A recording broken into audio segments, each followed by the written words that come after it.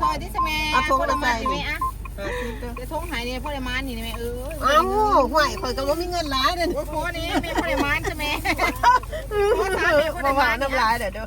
อ่ะพัดหนึ่งอ่ะ เอาตัวนี้ของไผนี่ ค่าไข่30,000ทอนเช้าตัวนี้คารามเพิ่นทอน70เอากระลำทอน นี่เป็น60ทอน40ยังคารามเพิ่นอีกมัดนึง ขลามมันมัดเท่าไหร่ฮะขลามน่ะนี่ คารามมาซ้ำ เอาโซ่คนนี้แม่จะมัดหนึ่ง พอแล้วย่อม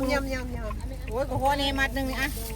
พ่อละมันใช่ไหมมันก็ถึงพอดีเนี่ย ห่วย ออกมา ค่านกให้แล้วเนาะมานก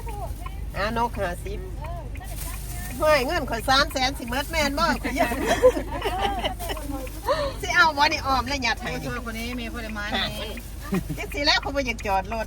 จ้ะจ้ะ คนบ่กล้าแว่ย้อนจังซี่บ่จัก นี่เด้เขาบ่แม่เพิ่นเจ้าเพิ่นจะคุ้มยาย ผู้เจ้าสิบ่ได้ขายผู้เจ้าคุมลายนะเอาตามบุญโรตี้บ่ซั่นคนสิบ่กล้าแว่จังซี่ใด